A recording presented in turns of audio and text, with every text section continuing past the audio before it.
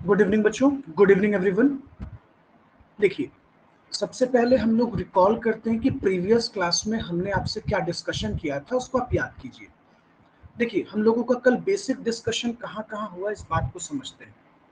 सबसे पहले बच्चे हम लोगों ने पढ़ा एक्टिविटीज ऑफ बिजनेस के बारे में, बिजनेस को समझा, बिजनेस प्रोसेसिंग को समझा, एनवायरमेंटल फैक्टर्स को समझा, बिजनेस प्रोफेशन और एम्प्लॉयमेंट में क्या डिफरेंस है, हम लोगों ने इस टॉपिक को कंसिडर किया। ओके, फिर हम लोग स्पेशल फीचर्स ऑफ बिजनेस के बारे में कल पढ़े हैं। अब आज हम लोग शुरू करेंगे बच्चों बिजनेस ऑनरशिप। ठीक है, मतलब कि on the basis of ownership business किस तरीके से बाइफरकेट होता है। ध्यान देना बच्चे। चलो, अब बच्चों सभी लोग ध्यान दो, बिजनेस ऑनरशिप पर हम बात करते हैं। ठीक है, देखिए बिजनेस ऑनरशिप, बिजनेस ऑनरशिप में दो बातें कही गई हैं बच्चों, पब्लिक ऑनरशिप और एक प्राइवेट ऑनरशिप। अच्छा सर, पब्लिक को स्टेट ऑनरशिप भी क्यों कहा गया है? देखिए, सवाल ये खड़ा हुआ बच्चों की जो पब्लिक ऑनरशिप है उसमें पब्लिक भी एज अ ऑनर अपना कंट्रीब्यूशन कर पाती है, पब्लिक भी अपना कंट्रीब्यूशन कर पाती है। एक सेंस ये होता है बच्चों, और दूसरा सेंस होता है स्टेट ऑनरशिप, पब्लिक ऑनरशिप का मतलब कि ये गवर्नमेंट कंपनी है। देखिए होता क्या है बच्चों कि जब हम लोग पब्लिक और प्राइवेट कंपनी बोलते हैं तो हमें दो पॉइंट ऑफ व्यू से समझना होता है।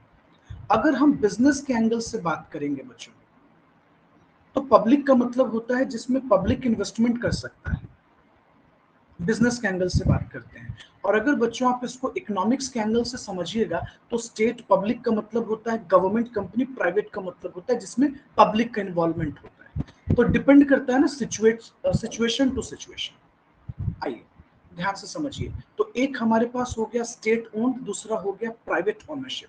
अच्छा, प्राइवेट ऑनरशिप में बात करते हैं, एक होता है कॉर्पोरेट फॉर्म, दूसरा होता है नॉन कॉर्पोरेट फॉर्म। अच्छा, कहने का मतलब बच्चे कि एक कॉर्पोरेट वे में हम अपने बिजनेस को स्टार्ट करते हैं। जैसे अगर बात करें कंपनी, बच्चे अगर हम बात करते हैं कंपनी पर, तो कंपनी हमारा कैसा है बच्चों, तो कॉर्पोरेट फॉर्म ऑफ बिजनेस है, ये कॉर्पोरेट स्टाइल में है। और अगर हम नॉन कॉर्पोरेट फॉर्म पे बात करते हैं तो जैसे सोल प्रोप्राइटरशिप नॉन कॉर्पोरेट है, एचयूएफ नॉन कॉर्पोरेट है, पार्टनरशिप फॉर्म नॉन कॉर्पोरेट है। तो हम जब बीइंग अ प्राइवेट ऑनरशिप बच्चे हम लोग बिजनेस को स्टार्ट करते हैं ना बाबू, तो ये दो तरीके से हो सकता है। एक हमारा क्या कहलाता है, पब्लिक ऑनरशिप, और दूसरा क्या कहलाता है हमारा, प्राइवेट ऑनरशिप। ठीक है, अच्छा प्राइवेट ऑनरशिप भी कॉर्पोरेट और नॉन कॉर्पोरेट। ठीक है, अगर आपसे कभी ऑब्जेक्टिव में पूछता है बच्चों कि कॉर्पोरेट फॉर्म ऑफ बिजनेस कौन सा है प्राइवेट में, तो आप कहना कि कंपनी और एलएलपी। और नॉन कॉर्पोरेट फॉर्म में क्या आते हैं बच्चों, सोल प्रोप्राइटरशिप, आप 11th क्लास में पढ़े होंगे बाबू, HUF Hindu undivided family business, और पार्टनरशिप।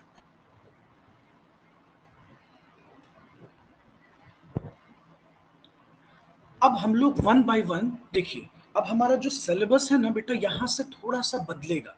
अच्छा, बदलेगा सेंस कहने का मतलब है कि अब चीजें बाइफरकेट होगी। आप कंपनी के बारे में समझेंगे, कंपनी क्या है, यहाँ से कुछ क्वेश्चंस बनेगा। बहुत सारे बच्चे हम लोग एमएनसीज के बारे में पढ़ेंगे, एमएनसीज, यहाँ से कम 7 से 8 नंबर का क्वेश्चन आ जाएगा।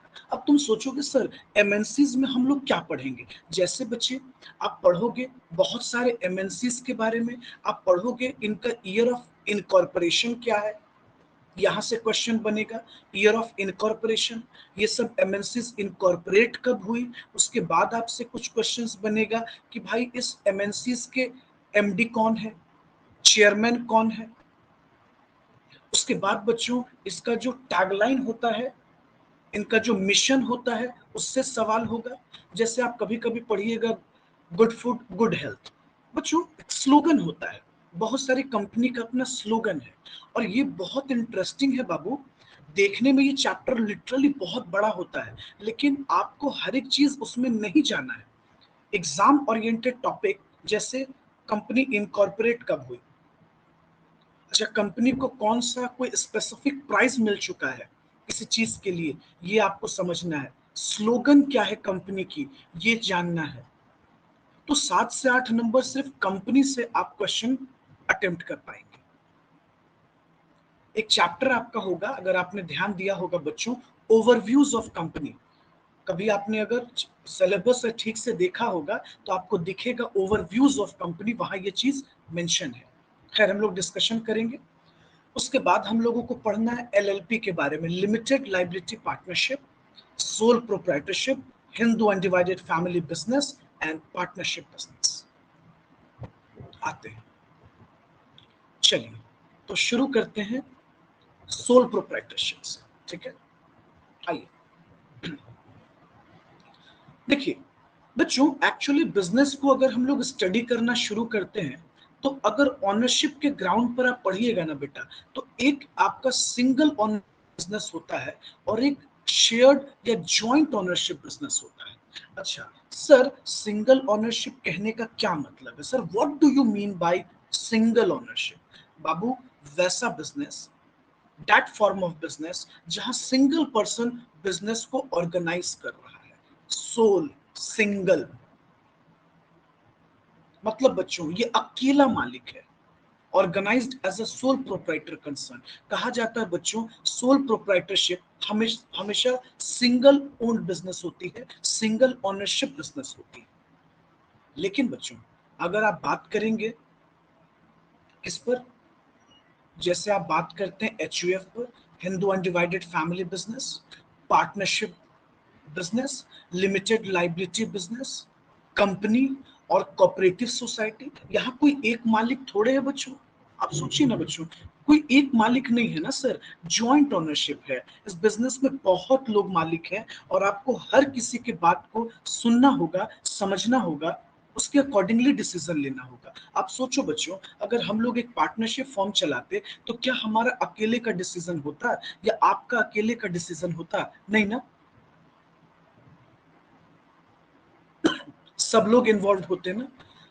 तो ये इस तरह का बिजनेस बच्चों, ये ज्वाइंट ओनरशिप बिजनेस है। इसमें अकेला एक पर्सन मालिक नहीं है बच्चों। अगर हम बात करते हैं हिंदू अनडिवाइडेड फैमिली बिजनेस, हाँ ये हम मानते हैं बच्चों, जो परिवार का हेड होता है, फैमिली का जो कर्ता होता है, ही इज रिस्पॉन्सिबल। बट बच्चों, इट डजेंट मीन्स कि सारे डिसीजन उन्हीं के होंगे, ऐसा कुछ भी नहीं है। सारे डिसीजन उनके नहीं होंगे। ठीक है, पार्टनरशिप बिजनेस, क्या अकेले एक पार्टनर फैसला करेगा? नहीं बच्चों, वो अकेले डिसीजन नहीं लेगा।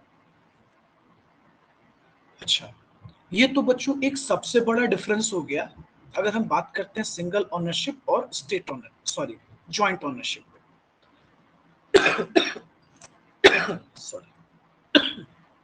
उसके बाद देखिएगा बच्चों, कहता all profit and losses belongs to a single owner. बच्चों, सिंगल ओनरशिप में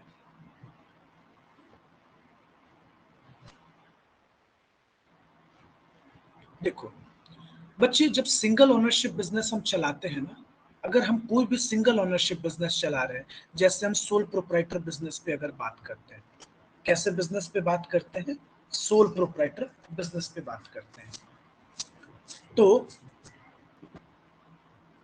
अच्छा, तो सर आप कह सकते हैं कि एक मेरिट है। बिल्कुल, मेरिट ये है बच्चों कि सभी प्रॉफिट आपके होंगे, ऑल प्रॉफिट इज योर्स। हाँ, अगर सभी प्रॉफिट आपके होंगे तो सभी लॉस भी आपको ही बियर करना पड़ेगा।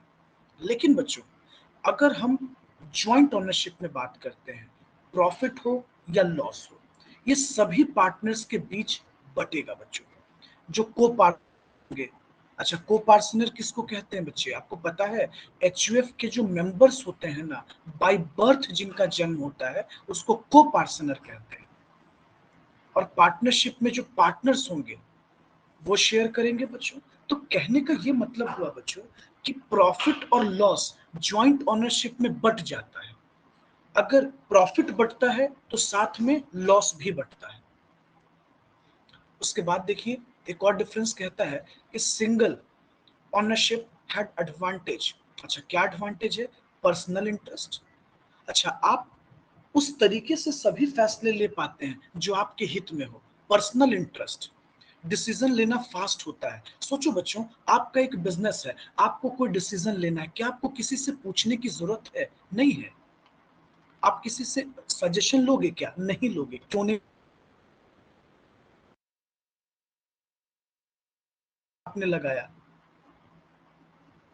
उसके बाद देखिए क्या बोलता है, ideal for small scale business operation. और स्मॉल स्केल बिजनेस ऑपरेशन के लिए बहुत आइडियल माना गया है, बहुत बेहतर माना गया है।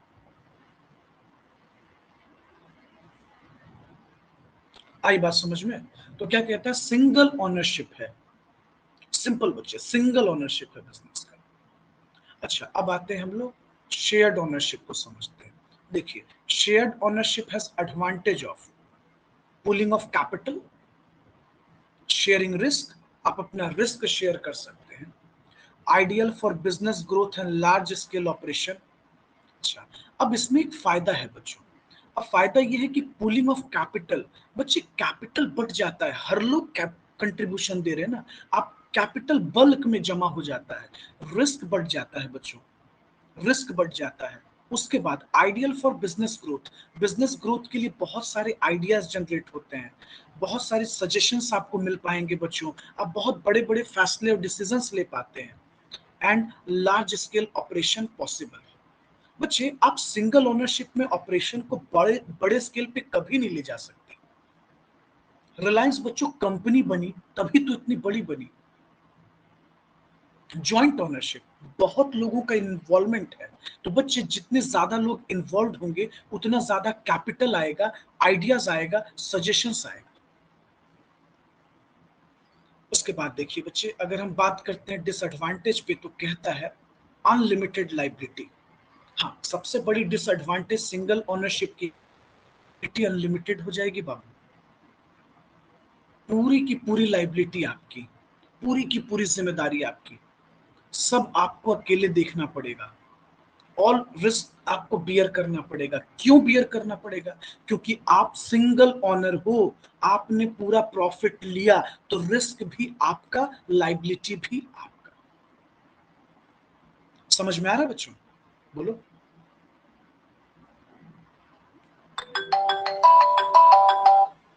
बोलो, समझ में आ रहा है? हेलो। Yes sir. चलो, उसके बाद देखिए,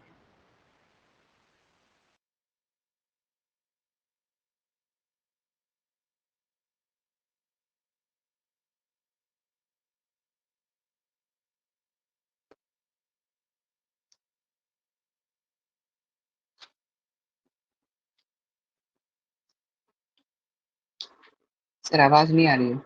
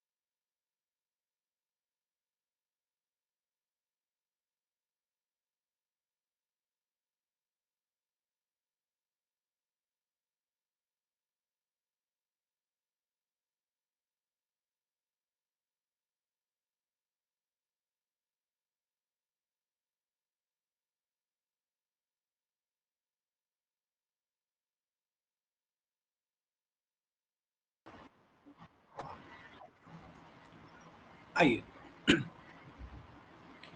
फिर क्या कहता है? चलिए, फिर हम लोग बात करते हैं डिसएडवांटेज पे, अनलिमिटेड लाइबिलिटी। अच्छा, लाइबिलिटी कैसी है सर? तो अनलिमिटेड है। ठीक है, आइए इस चीज को समझते हैं। ये तो हम लोग समझ गए सर कि लायबिलिटी अनलिमिटेड कहने का मतलब आप ये कह रहे हैं कि जितने भी लॉसेस हैं वो हमें कहीं ना कहीं बियर करने पड़ेंगे। उसके बाद एक और इश्यू आ रहा है बच्चे, no distinction between business person and business. Actually हम ऑनर और बिजनेस को एक ही मान लेते हैं सिंगल ऑनरशिप में। ऐसे ही होता है बच्चों, समाज में, सोसाइटी में उसके बिजनेस का नाम उसी के नाम से जाना जाता है। जैसे अक्सर आपने देखा होगा, मान लीजिए किसी राशन स्टोर पे नाम लिखा हुआ है, ठीक है, ये दुकान, वो नाम। जैसे आपने बहुत बार देखा होगा लल्लू भाई साड़ी वाला। तो ऐसा लग रहा है ना कि उस पर्टिकुलर नाम से ही बिजनेस जाना जाता है, लेकिन बच्चों यहाँ ऐसा नहीं होता।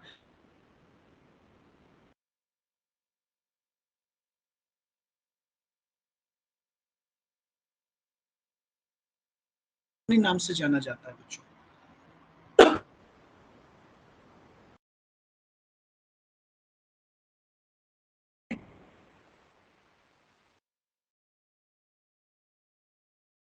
ट्रस्ट की पर्सनल क्या हो रही है, पर्सनल इंटरेस्ट की कमी हो जा रही है डिसीजंस लेने में।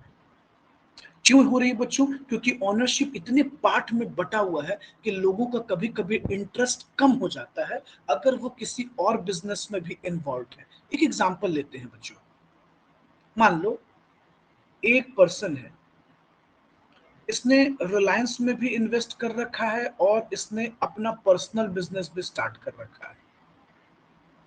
बच्चों ये मिस्टर ए पर्सनल बिजनेस पे ज्यादा टेंशन देगा कि रिलायंस के डिसीजन लेने पर, अपने पर्सनल बिजनेस पर।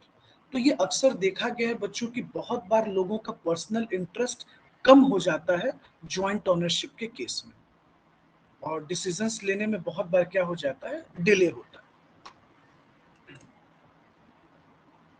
चलिए अब हम लोग बिजनेस को कॉरपोरेट और नॉन कॉरपोरेट के ग्राउंड पर समझेंगे। बताओ बाबू, अभी तक जो पढ़े कहीं कोई दिक्कत है? No sir. कोई प्रॉब्लम जो तुमने नो पढ़ा? सर।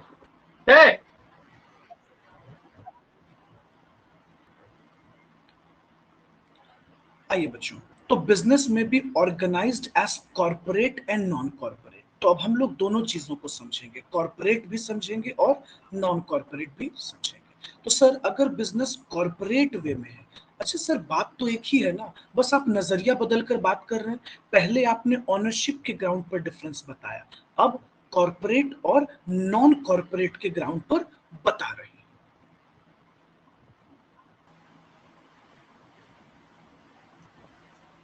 देखिए बच्चों, अगर हम बात करते हैं कॉरपोरेट एंटिटी पर और नॉन कॉरपोरेट एंटिटी पे, तो बेसिक डिफरेंस क्या है इस चीज को पहले समझ लेते हैं। देखिए, कहता है बच्चों की कॉरपोरेट एंटिटीज का क्या मतलब हुआ, जितने भी पब्लिक कंपनीज हैं, प्राइवेट कंपनीज हैं बच्चों, लिमिटेड लाइबिलिटी पार्टनरशिप है, ये सब कॉरपोरेट एंटिटी में आती हैं। जबकि अगर हम लोग बात करें बच्चों, सोल प्रोप्राइटरशिप हो गया, हिंदू अनडिवाइडेड फैमिली बिजनेस हो गया, या पार्टनरशिप फॉर्म हो गया, जनरल पार्टनरशिप फॉर्म हो गया, ये सब नॉन कॉरपोरेट में आ जाते हैं। ये सब किस में आ जाते हैं? नॉन कॉरपोरेट में। ये सब कॉरपोरेट में नहीं आते, नॉन कॉरपोरेट में आते हैं।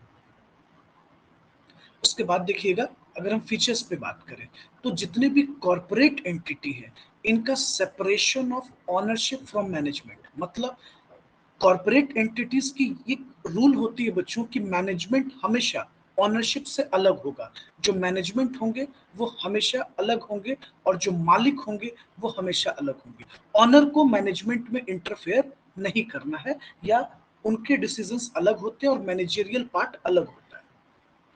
लेकिन अगर हम बात करें बच्चों नॉन कॉरपोरेट में, तो कहता है इसकी जो बेसिक फीचर्स है, पार्टिसिपेशन ऑफ इन्वेस्टर, जिसने बिजनेस में इन्वेस्ट किया है वो पार्टिसिपेट करेगा, बिल्कुल करेगा। पार्टनर से इन्वेस्ट किया है, पार्टनर इंटरफेयर करता है बच्चों। अब वो बच्चों ओनर भी हो सकता है बिजनेस में, या एज अ मैनेजर या एज अ पार्टनर भी काम कर सकता है, और वो बिजनेस के डे टू डे डिसीजंस में इंटरफेयर करेगा, इंटरफेयर करेगा। जबकि बच्चों कॉर्पोरेट में ऐसा नहीं होता, ओनरशिप और मैनेजमेंट अलग है, आप देखो साफ साफ सेपरेट है। और यहाँ बच्चों ये डे टू डे डिसीजंस में इंटरफेयर कर रहा है। लायबिलिटी हमारे पास लिमिटेड होती है और यहाँ हमारी लायबिलिटी जो है अनलिमिटेड होती है। तो देयर इज अ डिफरेंस। यहाँ परपेचुअल सक्सेशन पाया जाता है और यहाँ lack of separate legal entities है। अच्छा, सक्सेशन कैसा है? तो परपेचुअल इन नेचर। परपेचुअल है मतलब मेंबर में कम एंड मेंबर में गो, मेंबर आते रहेंगे बच्चों, जाते रहेंगे, बट कंपनी चलती रहेगी। आपने नोटिस किया होगा बच्चों, कोई कोई कंपनी आपने 100 ईयर्स 200 ईयर्स ओल्ड देखा है। बच्चों एक बात बताओ, क्या मेंबर उतने दिन बच सकते हैं? क्या पॉसिबल है? नहीं है। मेंबर आए, मेंबर जुड़े, उनका डेथ हुआ, मेंबर गए, लेकिन कंपनी चलती रहेगी। लेकिन यहां ऐसा नहीं देखा गया बच्चों। Lack of separate legal entities. बहुत बार ऐसा भी होता है बच्चों नॉन कॉर्पोरेट में, जब ऑनर का डेथ हो जाता है, मेंबर का डेथ हो जाता है, तो बिजनेस भी लगभग नॉन कॉर्पोरेट खत्म होने के कगार पे पहुंच जाती है। तो ये बड़ा कॉमन पार्ट है नॉन कॉर्पोरेट। चलिए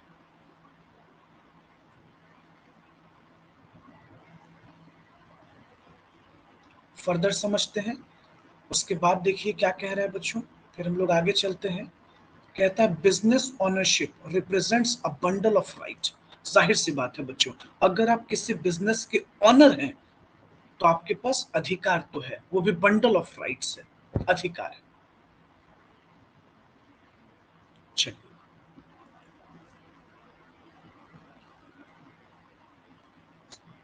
देखिए, सबसे पहला है जो बड़ा आपका इंपॉर्टेंट ऑब्जेक्टिव हो सकता है, टिटुलर एक्सक्लूसिवनेस। अच्छा मतलब क्या हुआ बच्चों? Use of trade name. आपका बिजनेस है, आप अपने ट्रेड नेम का इस्तेमाल कर सकते हैं, आप अपने बिजनेस के नाम का राइट टू डिराइव बेनिफिट और प्रॉफिट देयर फ्रॉम, और आप उस नाम से, अपने बिजनेस के नेम और फेम से प्रॉफिट जनरेट कर सकते हैं। अच्छा देखिए, ये बात सभी को पता है, लेकिन देखिए कितना अच्छा टर्म यूज किया जा रहा है, टिटुलर एक्सक्लूसिवनेस। ये आपसे पूछ सकता है बच्चों। फिर देखिए क्या कहता है बच्चों, right to run the business that is manage and operate it on a day to day basis. Business आपका है बच्चों, आपके पास पावर है कि आप अपने बिजनेस को डे टू डे मॉनिटर कर सकते हो, कंट्रोल कर सकते हो, रन कर सकते हो। आई बात समझ में? उसके बाद देखिए, राइट टू डिस्पोज ऑफ, आप बिजनेस को डिस्पोज कर सकते हैं, and transfer the ownership of business, और आप अपने बिजनेस के ओनरशिप को भी ट्रांसफर कर सकते हैं। कहता है such transfer may be by sale of undertaking और बाय मर्जर और अमलगमेशन और succession after the owners death. अच्छा देखिए क्या कह रहा है बच्चों, right to dispose of, dispose का मतलब बेच देना, एंड करना, और आप अपने ऑनरशिप को भी ट्रांसफर कर सकते हैं, क्योंकि ये ऑनर का अधिकार है कि वो अपने ऑनरशिप को किसी और को दे सकता है, वो बेच सकता है, अपने बिजनेस को बेच सकता है, अपने बिजनेस को किसी और के साथ मर्ज कर सकता है, किसी और के बिजनेस से अलग कर सकता है। तो ये कुछ एक्सक्लूसिव अधिकार मिलते हैं बच्चों ऑनरशिप के ग्राउंड पर। अगर आप ऑनर हैं तो आपके पास ये सब राइट है। अब देखिए शुरू कहां से स्टोरी हुई थी उस पर आते हैं। स्टेट ऑनरशिप और प्राइवेट ऑनरशिप। तो शुरू होगा बच्चों हम लोग सोल प्रोप्राइटरशिप से, यहां से हम लोग टॉपिक को शुरू करेंगे।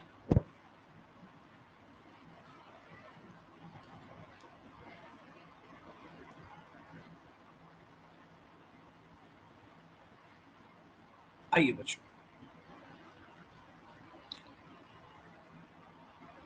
चलिए ध्यान से समझिएगा।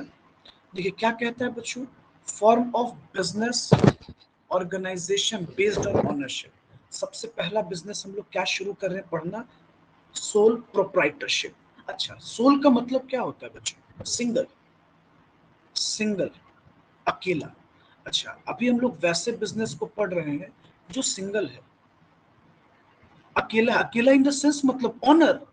देखिए क्या कह रहा है, सुनिएगा ध्यान से पूरी बात को।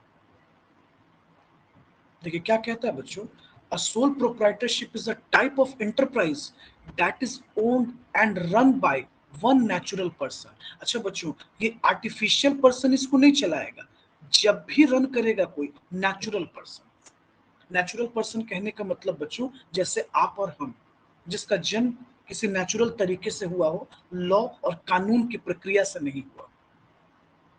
अच्छा, आगे क्या कहता है बच्चों? आगे कहता है there is no legal distinction between owner and business entity. अच्छा, कोई डिफरेंस नहीं है ऑनर में और बिजनेस एंटिटी में, कोई फर्क नहीं है, दोनों को एक समान माना गया है, सोल प्रोप्राइटरशिप। अच्छा, ऐसे बिजनेस को हम लोग सोल ट्रेड भी कहते हैं, इस ऑनर को सोल ट्रेडर भी कहते हैं, बिजनेस को सोल ट्रेड कहते हैं और ऑनर को सोल ट्रेडर कहते हैं और प्रोप्राइटरशिप भी कहते हैं। सिंपल।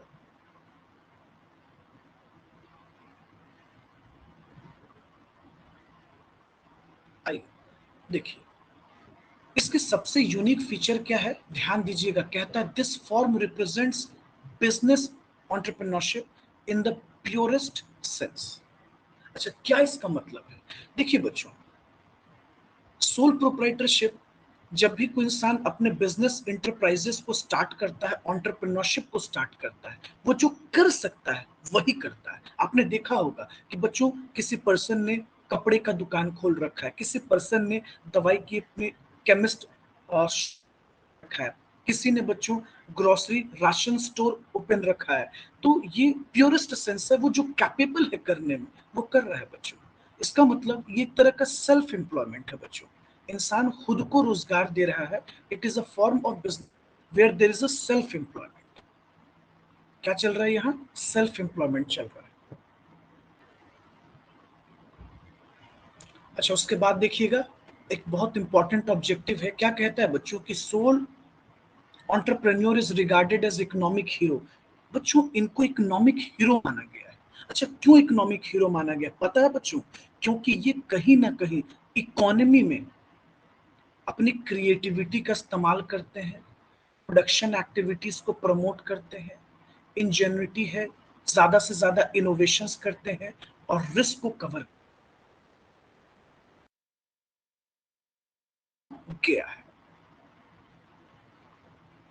ज्यादातर बच्चों इसमें विल पे चलता नहीं है। हाँ, एक अच्छी बात कही गई है कि ये इजिएस्ट है और सबसे easy form of business occupation है, जहां ह्यूमन अपने ऑक्यूपेशन, अपने व्यवसाय के अकॉर्डिंगली काम को सेटअप करता है।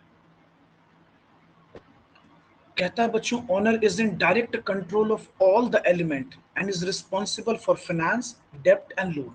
कहने का मतलब बच्चों, ये अकेले रिस्पॉन्सिबल है, कैपिटल कहाँ से कंट्रीब्यूट करना है ये जिम्मेदार है, डेप्ट के लिए ये अकेले रिस्पॉन्सिबल होगा, लोन और लॉस और प्रॉफिट हर एक चीज बियर करता है। हाँ, अब आप तुम सोच रहे होगे कि सर क्या इसका सक्सेशन पॉसिबल है? ये बहुत रेयर केस में होता है बच्चों। जरूरी नहीं है कि मिस्टर ए का एक शॉप है, राशन स्टोर है, इनके डेथ के बाद इनका बेटा देखेगा, ये जरूरी नहीं है। हाँ, कभी कभी मैटर करता है, वसीयत के अकॉर्डिंगली ये मैटर कर जाता है बच्चों। टेस्टामेंट पे हम लोग देखते हैं कभी कभी कि succession of ownership is based on will. अगर फादर ने सक्सेशन में दिया अपने बेटे को विरासत में, तो ये कभी कभी बच्चे इसको कंटिन्यू करते हैं, आगे कंटिन्यू कर देते हैं। तो बहुत रेयर केस में देखा जाता है, ऐसे जनरली ओवरऑल नहीं। अब आप सोच रहे होंगे कि सर इसके क्या मेरिट है? बहुत मेरिट है बच्चों, बहुत ज्यादा मेरिट है। अच्छा, सबसे बड़ा मेरिट है कि पर्सनलाइज्ड सर्विस है। आपको किसी और से सर्विस लेने की जरूरत नहीं पड़ती, आप वही करते हैं जो आप कैपेबल